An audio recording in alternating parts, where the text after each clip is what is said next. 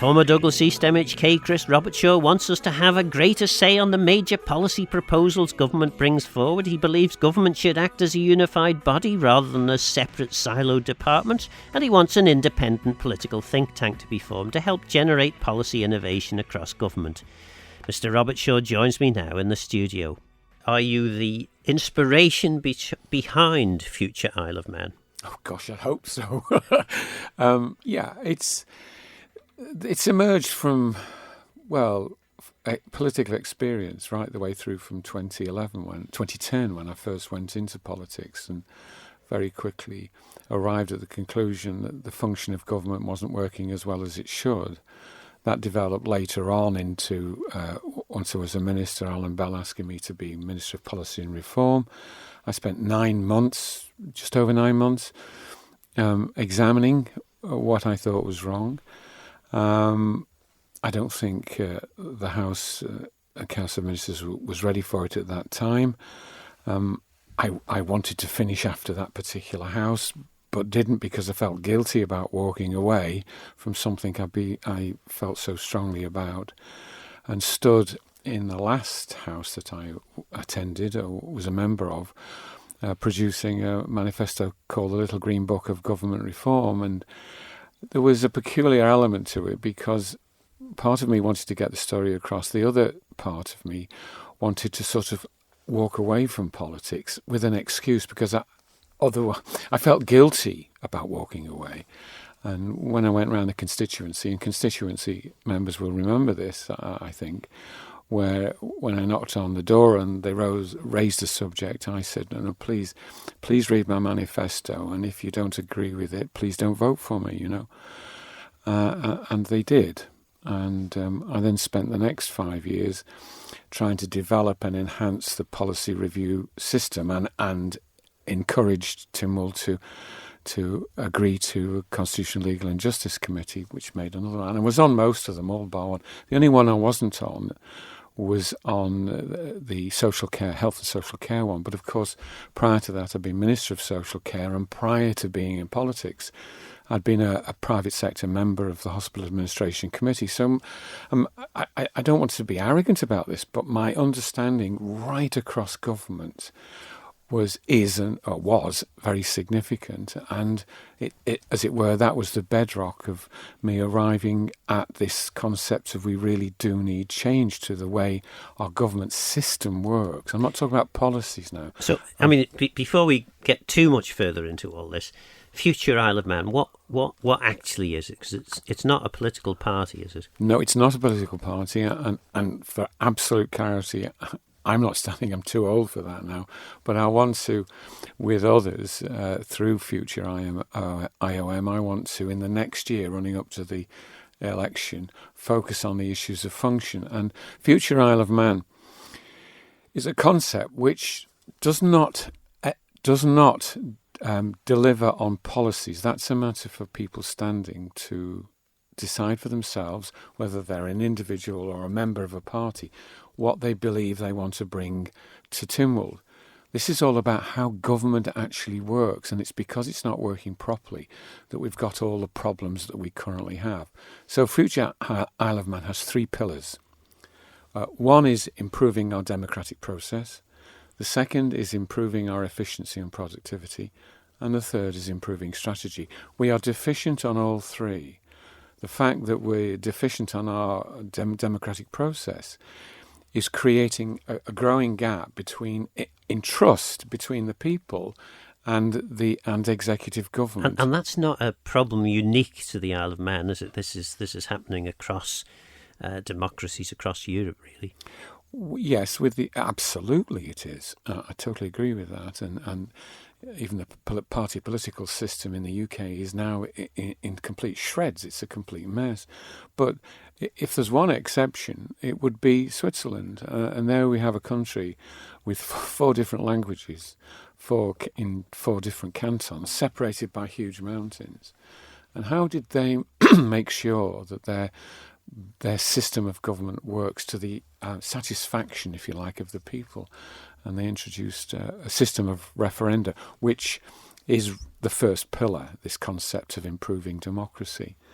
And it's not transferring the Swiss system to the Isle of Man, but it's taking elements out of that and introducing the concept and hoping that over time and experience, that our confidence will grow in bringing back the people much closer to government and to Tynwald. So that's the first part. The second part is about efficiency. And the problem started to develop here when we moved from the board system to the ministerial system in 1986. Didn't show themselves initially. They've shown themselves more and more of late. But the consequence of all of this is that having 8 legal entities, each independent of the other, has created this sort of silo effect in government, which is not healthy. And also, and I've been in Council of Ministers and watched it in action, where it remains a silo principle all the way through. And these days, you can arrive at a decision on the floor of Tynwald which appears to enjoy a majority of the members' votes, but in reality behind that, it could very well have a deficit because the minister might be at odds with his members in the department. He or she may have got something through Council of Ministers on a majority vote only. And so you could actually arrive with a decision in a particular direction which enjoys less than half the support of half the members, and that's hugely dangerous. The third element, and this is a very quick summary of it, is our strategic system. And again, the root cause here lies in the overpowerful bureaucratic nature of our independent departments. And strategic thinking comes up from the bottom rather than holistically right across the piece from the top. And the 3 pillars that Future Isle of Man are focused on will fix all these 3. But, very importantly, all 3 elements are inherently linked with each other. So the formation of high-level, high-quality strategic thinking will be linked to the concept of referenda where it's appropriate. But it also does something else, and this is really important. At the moment, the role of our Chief Minister is too weak. All he or she can really do is hire and fire members into the Council of Ministers, and at some point you sort of run out. And effectively, that's the problem the Chief Minister, our current Chief Minister, Alf Cannon, seems to be faced with, in that he's sacked so many ministers, probably more than any other Chief Minister, that his options are becoming more limited. Well, I actually feel sorry for us all, really, because our current system isn't working well. And we're not getting the right thinking into the Council of Ministers in the first place. So it's deficit high-quality strategic thinking in the first place. And the thinking coming in is, as it were, silo influence, so it can come into the Council of Ministers. It may very well be the wish and will of the CEO of a particular department, but that hasn't been examined across the piece in terms of its overall importance to the Isle of Man strategically. And there's very little the Chief Minister can do about it. I mean, there's been talk about, should we have a directly elected Chief Minister? I believe that's a bridge too far, Phil, because if you ended up with the wrong Chief Minister, we could be really exposed. And of course, what we did back in the 1990, wasn't it? The Council of Ministers Act, the introduction of ministerial government.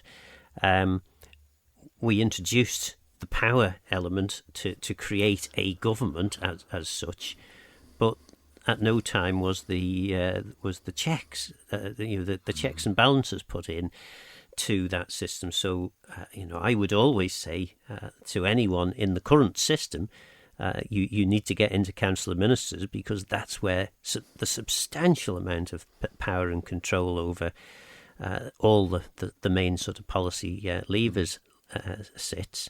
But it shouldn't really, because actually Parliament, Tynwald, should have some greater level of control over what's going on. I'm not being intentionally disparaging about the Council of Ministers system, i.e. something that we should dispose of. What what Future Isle of Man is saying is that we never finished the job, Phil. Absolutely. We brought the Council of Ministers system in, and I always felt, as a much younger man watching this come in, and even in those days prior to politics, I had significant dealings with government as a businessman, as business people do. And I was always of the opinion, well, yes, good, we've started the Council of Ministers system. What's next? Where do we develop it further? How do we understand its weaknesses? And we've never done that. We've sort of assembled the system and then sort of let it run. And so, to your specific point, yes, it's desperately weakened at Tynwald. But the Council of Ministers itself also it lacks a huge amount of high-level thinking, strategic thinking. And where did that go wrong? Because when Council of Ministers was introduced, maybe it was just the group of people, I don't know, but that there seemed to be quite a lot of innovation taking place at that stage. So how has it drifted to where we are now? I think, well, it was always, from the word go, it was always deficient. But you've got to remember that the profile of politicians at that time and the profile of CEOs, or leaders of boards as they were all pretty experienced people. I mean, I'm old enough to remember that the Isle of Man was poor. And politicians in those days were navigating a world where there was very little money, as were the senior civil servants, and they were used to running on a shoestring, effectively, and they made it work at the outset. But as time went by and the Isle of Man got more and more money, complacency set in, arrogance at departmental level that we're in charge of these matters, and really, to some extent, to some CEOs, it wouldn't really matter if things went wrong, in the sense that it would be the minister whose head was chopped off, metaphorically speaking, and another minister would come in, and the public outside would think, oh, well, gosh, somebody's paid the price for that, that's great. No, because the department will just blunder on.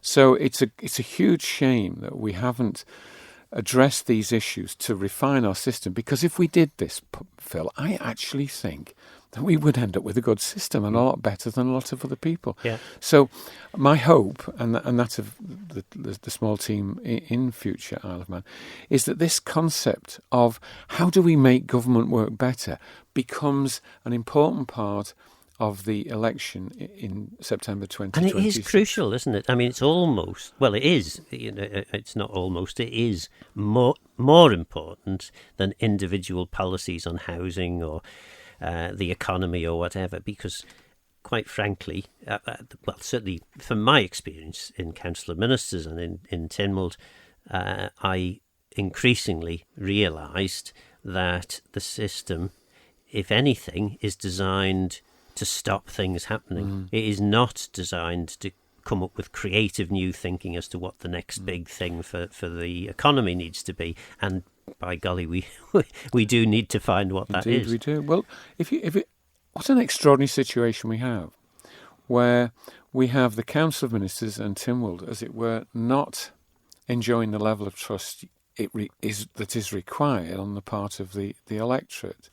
At the same time, the Council of Ministers and Tynwald is also deficient a lot of high-level thinking. And so we've created these huge gaps. These three pillars bring everything together again. And one of the key points in these refinements is that the Chief Minister would enjoy a new power.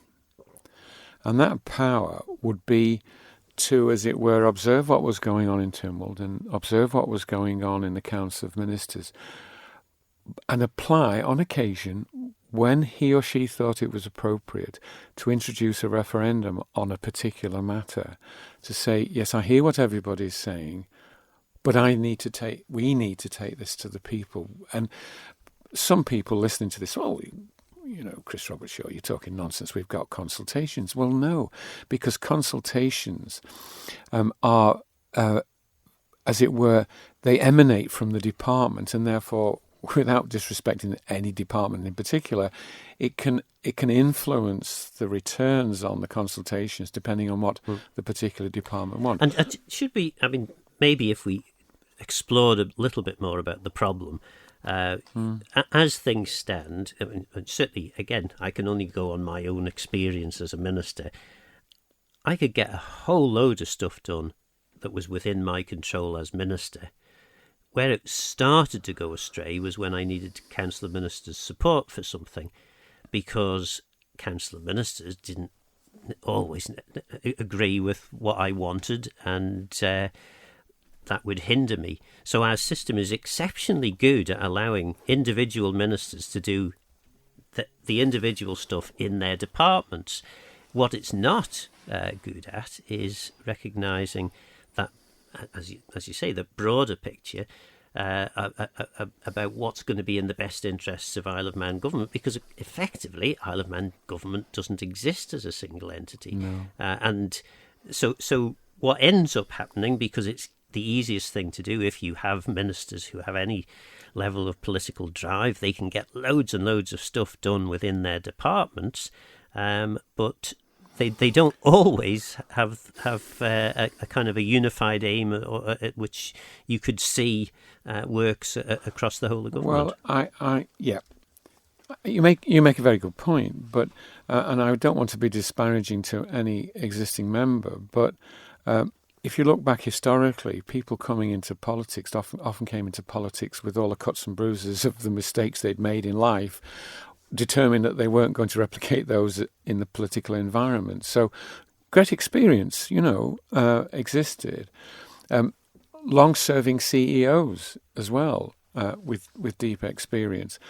That interaction was quite healthy, and it sort of takes us back to an early part of our discussion here, where we said, well, where did it go wrong? Well, we're seeing CEOs changing ever faster, are often much more junior, younger people coming into politics without necessarily a significant life experience, or lacking in business experience, and it's difficult to see how you can put an inexperienced person in charge of a department with an inexperienced CEO and expect it to work, absent of the will of the people saying, we think this is going in the right direction, and absent from the concept of,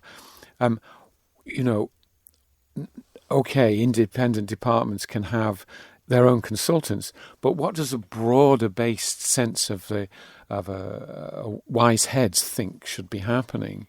So I think the problem is the independent nature of the department creates this silo thinking where, as a minister, you bring something forward and you watch all the other ministers around the table focusing on what they're doing and saying, yes, I get what you're saying, but we need to focus on what I want. Or even worse, you get a situation where one department's legal requirements, statutory obligations require them to do one thing, which is at complete odds with another department. Well, Phil, you almost opened the door there to a huge independent discussion about my real deep concerns about the Attorney General's department, but one programme doesn't allow us to look at that. We'll just close the lid on that kind of word. Close that one. But coming back to the Chief Minister, that's the additional role the Chief Minister needs. In other words, all 24 members in the Keys should rightfully come in as constituency MHKs. They are the person or people that the constituency electorate have voted for. The Chief Minister's role should be more than just hiring and firing ministers. It should be the person who has a responsibility to keep the finger on the thumb of what do the people of the Isle of Man really think about things. And that's where the concept of a referendum comes in. So let's be sort of sensible about this. The Chief Minister would only want maybe 2, maybe 3 referendum a year. But imagine how people would feel about the idea of, okay, we've elected the individuals, but we can still continue to have influence in the direction of government in a world now, Phil, which you and I and everybody else knows is changing at such a radical pace. It is so difficult to define at an election point where things should be going in the following 5 years. And of course, that would address potentially one of the issues which several MHKs have said to me over a number of years that I've been covering politics for Manx Radio. Several members of the House of Keys say, well, I made no promises to the electorate because I'm only one of 24. And effectively then you've got no mandate because you've not said what you're going to do. So I presume a referendum then allows at least some level of democratic responsibility to lie with policy decisions. Go back to what you said about MHK saying that to you. It's worse than that, because if you're a backbencher, there's hardly much point these days in being sort of constructive opposition. I don't mean destructive opposition. I mean constructive, because you know that when something arrives on the floor of Keys or the floor of Tynwald, the chances of it going through, because the Council of Ministers are for it and the members in the department concerned are for it, it's going to go through. So what's the point? And that's where sort of Tynwald itself has been seriously weakened.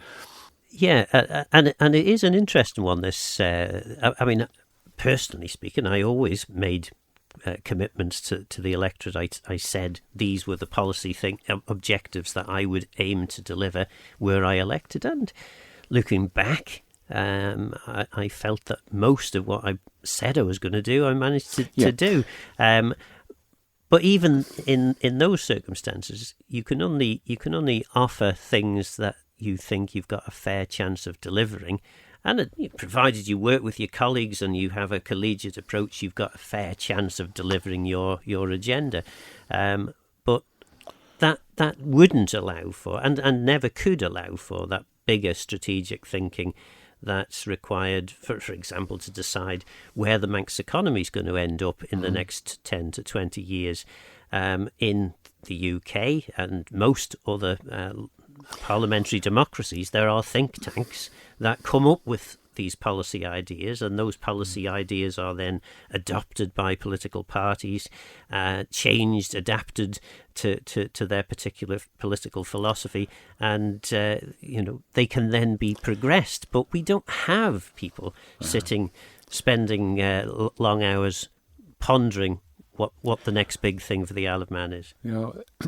Great comment there, because it opens so many doors on so many issues. But what I would say is that, and I repeat, and it's very important to get this message across, that the concept of Future Isle of Man is not about policy. It's about how to allow policy to form successfully. So what you would have, instead of what we've got now, which is brand new people, as it were, standing up for election, supposedly somehow being expected to be a ready-made, fully informed person who knows exactly what they want to do and where they want to go. With the proposals that the three pillars represent, it would mean that those people would have continual guidance and advice at a sort of a wise level to help them make those decisions. So, but I'd also say this, that introducing these three pillars would enhance the ability of individuals to perhaps get their policies, as it were, through the system. At the moment, it's now pretty well died, that now. I mean, the situation is progressively deteriorating, which comes back to your earlier point. Why did it work before and perhaps not now? As I was saying earlier, as a minister, individually, you can do an awful lot. I referred to the potential conflict that can exist between one department having a responsibility to do one thing and another department having a responsibility to do the complete opposite. And that, of course, causes problems. Why do you think it is that, bearing in mind that these are known problems, the idea or the suggestion of a single government, a single legal entity of Isle of Man government has been around now for certainly as long as your involvement in the House of Keys. So why have successive governments chosen to just not do it? Comfort, complacency, perhaps a failure on my part not to explain it as much as I should have done. But as I say, I'm sort of cursed, really. I can't let this go because it's so important. I mean, let's be clear, we're living beyond our budget every year now, since 2011. and according to the Pink Book, we're forecast to continue living way beyond our budget till 2030 and presumably beyond. The damage that's doing, Phil, is just too awful to contemplate.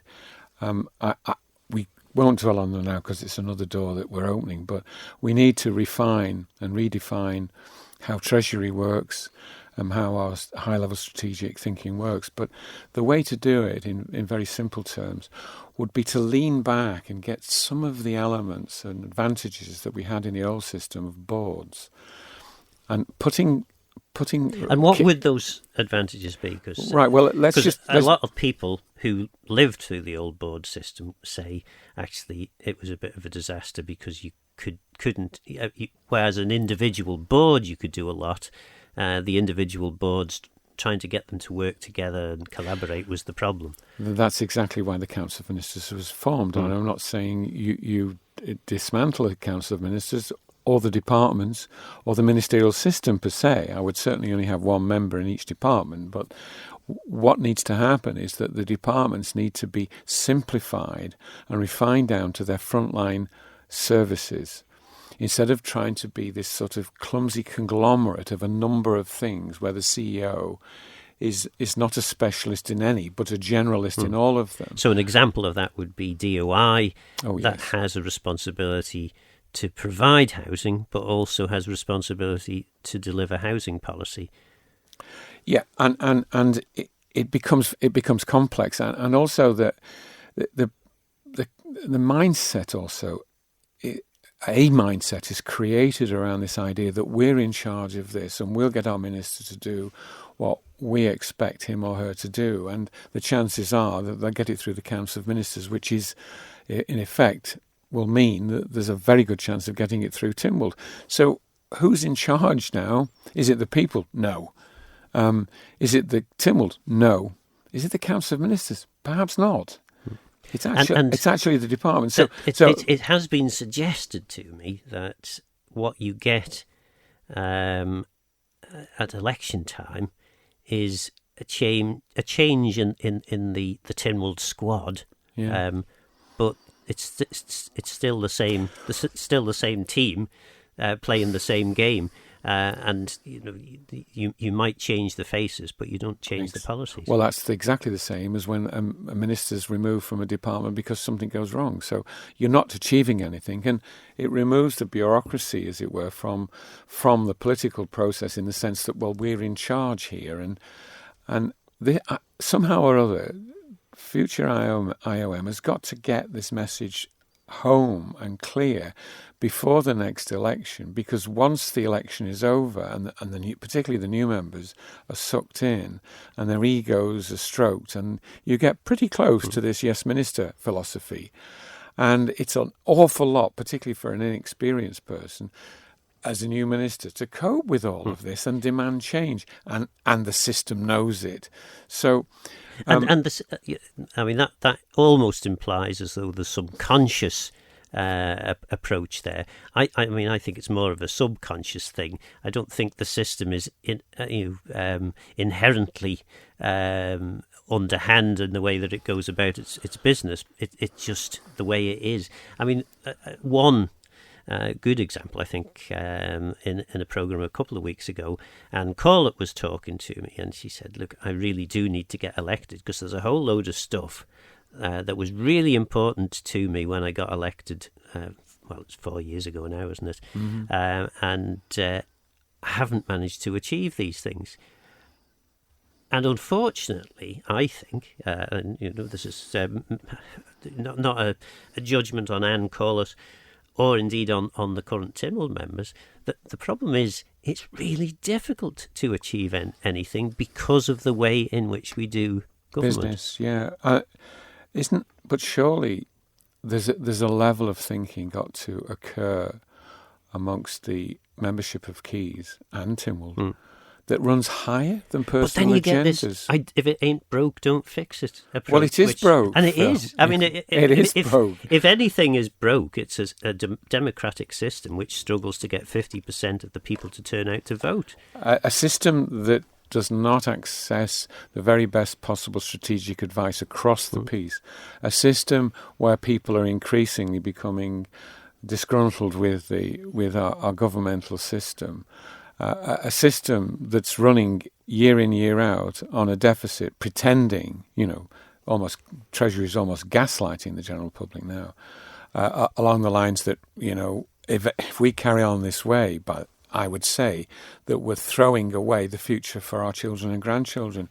And I'm not going to be the person who just let that happen, and that's why I'm carrying on with what I'm talking about. So coming back to Anne's, Anne is perfectly entitled to her individual constituency issues that she feels strongly. But what is she saying, and what are the others saying about how are we going to balance the books? Look, you and I were in a council of ministers that ran straight into a brick wall of £200 million loss. In that 5 years, we recovered 125 million of it. It was very hard going and Yeah. very painful, and I, for one, became an extremely unpopular character. So did I. Even more unpopular. I bid the highest. Well, stakes. I don't know. You won your next election, and I lost mine. So it was but we left office, as it were, with a £75 million annual budget deficit. We're still there. I mean, for goodness sake. We're nearly 2 houses on from that. Shame on us, Phil. Yeah. And there seems to be no sense of purpose about how we're going to grip it. And the issue is not coming up with brighter, shinier new policies on a whole range of different specific issues about housing or government finances or whatever. The issue, certainly as you're describing, is actually 3 fundamental threads that have to change if things are going to happen. Absolutely. But focusing on this issue, staying with the issue of money, the concept of maintaining the departments and the ministers, but simplifying them by saying, OK, you now focus on all the frontline services and you become accountable minister for those frontline services. Get it in your head that you're there to be accountable to the people for these frontline services. Strategic thinking, as it were, then would rise up outside. There are all sorts of small functions that would sit better, as it were, outside of a department. But you can do this once you've got a unified government, because you could, for example, Desk is a bit of a conglomeration as well. Let it focus on education and be really good and tell us how they're going to play their part in the strategic high-level process of making sure the Isle of Man responds properly to the massive future impact of AI intelligence, But the matters of leisure and culture, again, important issues, they shouldn't sit subordinate somewhere. They should have their own people who are dedicated to those functions, who know all about them and who care hugely about them. They would sit on a small part-time board. They would bring their case straight into Tynwald with one representative in the House to stand up for them. And they would then stand or fall on the case they made that they were passionate about in isolation. How many people, for example, I'm talking about strategic issues now, they've got some brilliant people on the Isle of Man, but they become so frustrated because they bring forward ideas. They can't bring it to a strategic think tank body type organisation. All they can do is take them into a particular department. And if that department thinks, no, that's not our priority, that's not where we sit, or it doesn't comply with that. It never, that idea, those concepts never see the light of day. So and it's often worse than it doesn't fit with our particular thing. That's a big risk for our department to take. Exactly. And sadly, and probably more so as a result of the Chief Minister's approach when it comes to being quite ruthless, if someone isn't pulling in the particular direction he wanted them to pull, they seem to find themselves spending more time in the garden than perhaps they were.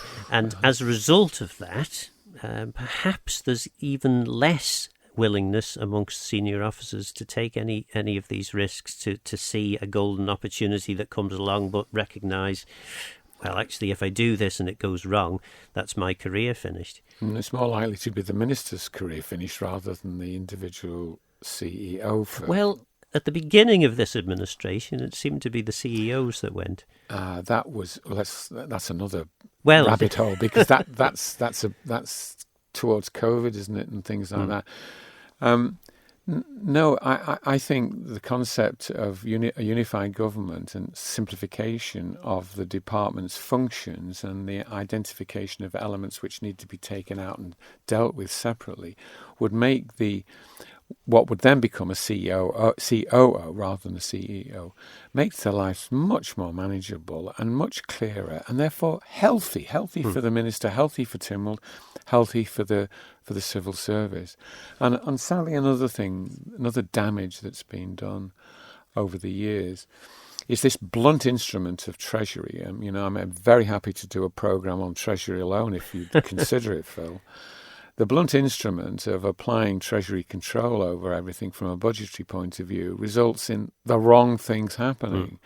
It takes away the expenditure programme being delivered to frontline services, because the people making the decisions inside the department are focused on the people who make the decisions, if you understand what I'm saying, rather than the accountability for frontline services. And actually, another good example of that, and this was one that I eventually managed to persuade Treasury of the foolhardy nature of, was being asked, as I think it was DAF Minister, the old Agriculture, Fisheries and Forestry Department, that I was asked to significantly increase the income for the sawmill, and it was possible, but they wouldn't give us or allow us to spend the extra money that we needed. And bear in mind, it's a sawmill.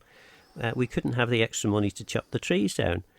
So we couldn't get the raw product to create the additional income. And at the time, there was a good model and a good mechanism. Yeah.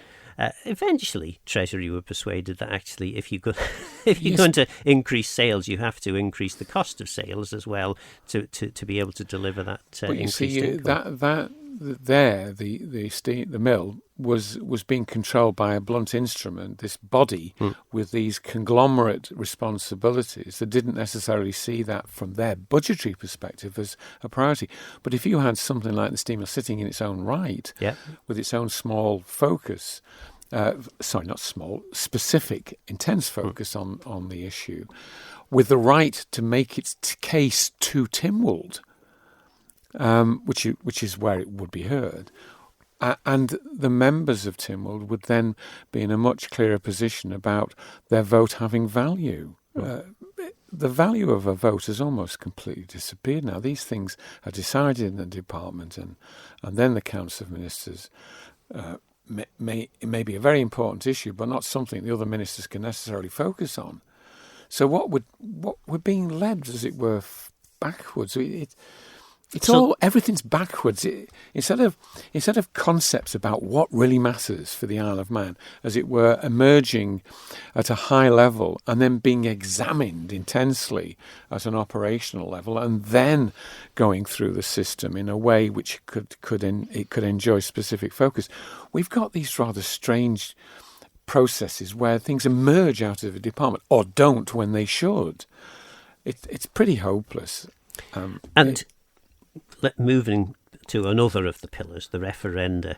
Referenda generally haven't happened in the Isle of Man, and I would say even up to 5 years ago there was a pretty sound reason why that shouldn't happen, because it was complicated.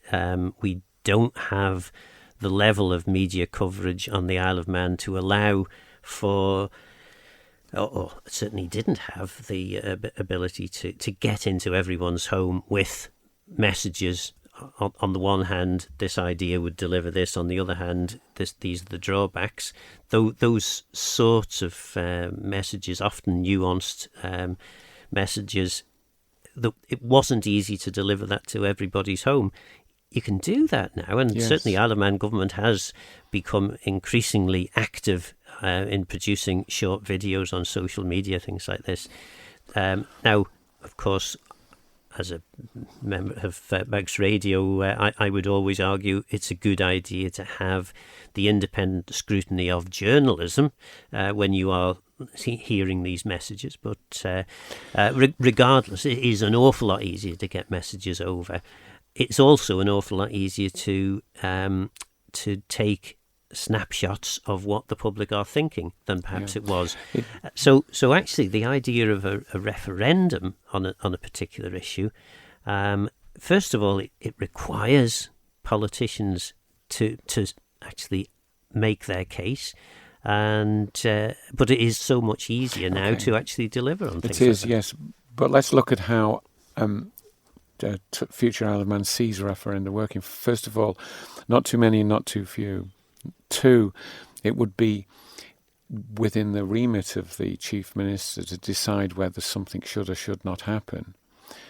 Very interesting point here that he or she would have to be very careful, because if the Chief Minister refused to take something to a referendum that the people felt should go to them, then there needs to be a mechanism where the people, as it were, can trip into place a referendum.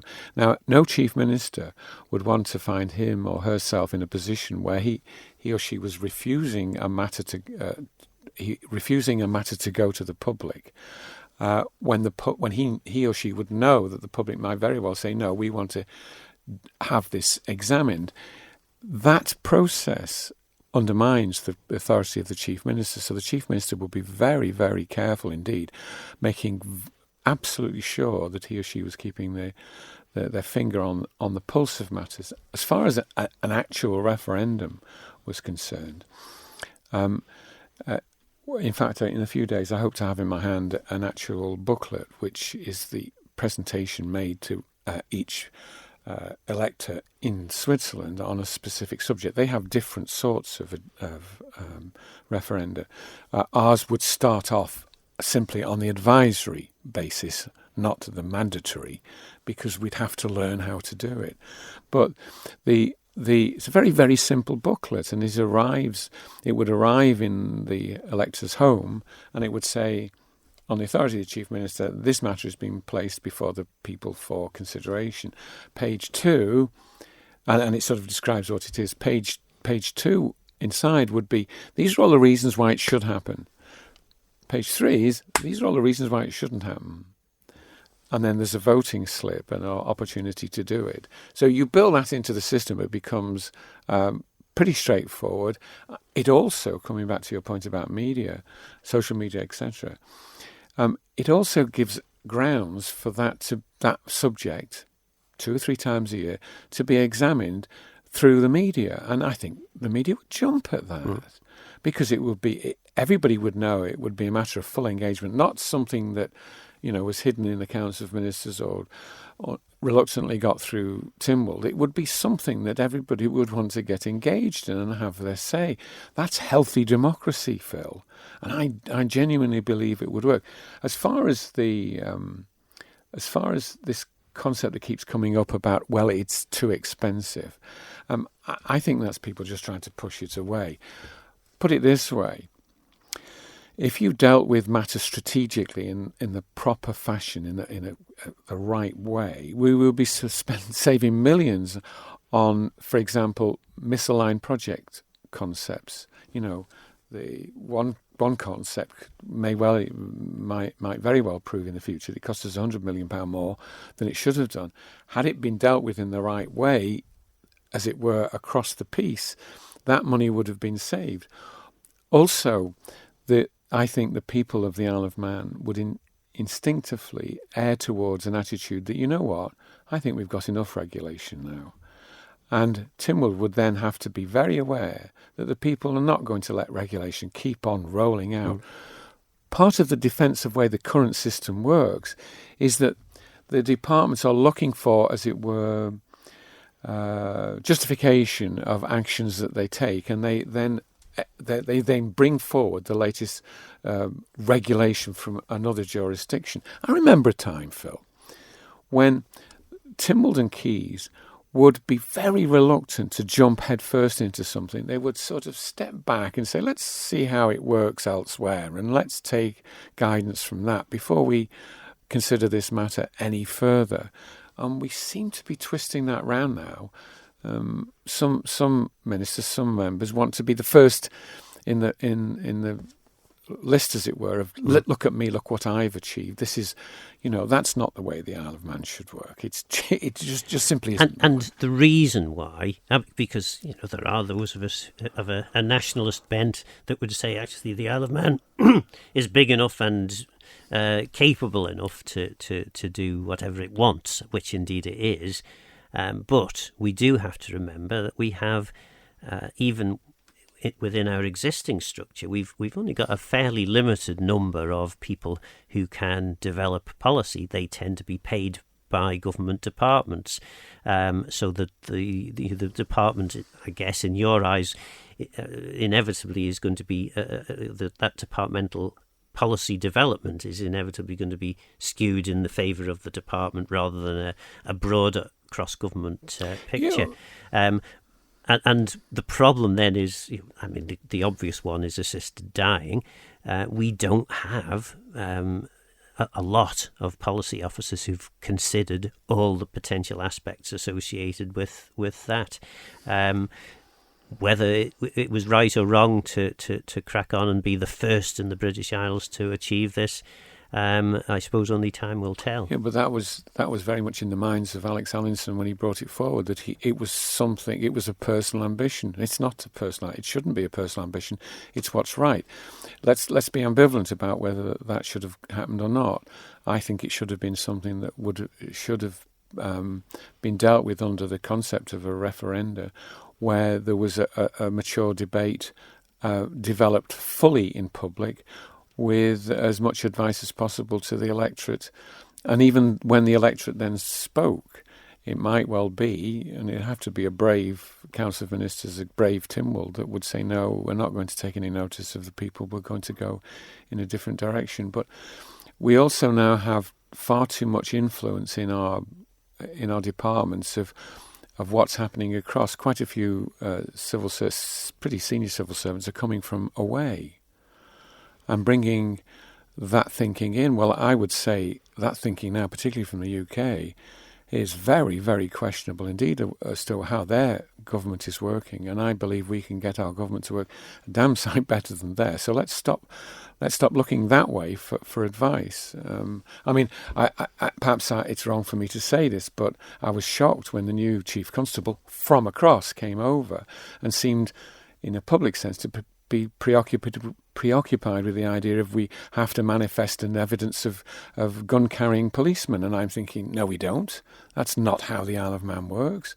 And he said on Manx Radio, on an early interview, I don't want to be the Chief Constable that got that wrong and something happens. Well, how often do we have gun issues on the Isle of Man, Phil? And yet that he was bringing the UK mindset into the Isle of Man in a completely different jurisdiction. And I think I'm so worried about the way the police service is going across in the UK now that where's the next Chief Constable going to be? We were successful with Gary Roberts, our first local Chief Constable. And I think there was a good one before that from the UK. But the current mindset of Chief Constables in the UK, the police service, has gone sort of woke, I would put it that way. Well, Chief Constable, if you are listening, I'm always eager to talk to you, and you can put your side of the debate. Sadly, we are almost out of time. We've only got a minute left. How will people find out more about Future Isle of Man? Well, I want to raise the profile of Future Isle of Man as much as I can. I'm happy to attend meetings, do presentations, particularly those who are interested in developing political parties, because I want to assure them that this is not about policy. One must respect what people want to bring forward in policy terms to Tim, or what I want to persuade and encourage them to believe, is that you make these 3-pillar changes and what they want becomes more possible than it is now. So there's an awful lot to do in the next 12, 13 months, is it? Yeah, 13 months. And I'm absolutely committed to it. I would like to think that at least 13 of the successful members, regardless of which way they sit politically, had arrived in Keys with an understanding that these 3 pillars need to be initiated, and it will be up to them to get on with it. That was former Douglas East MHK Chris Robertshaw. So what do you think? Is he onto something? Would these bold policy principles work, do you think? Or perhaps you think he had his chance to deliver when in government? I think we can all agree that something needs to change. I'm Phil Gaughan, Got a Myers and Gaysacrom. Thanks for listening.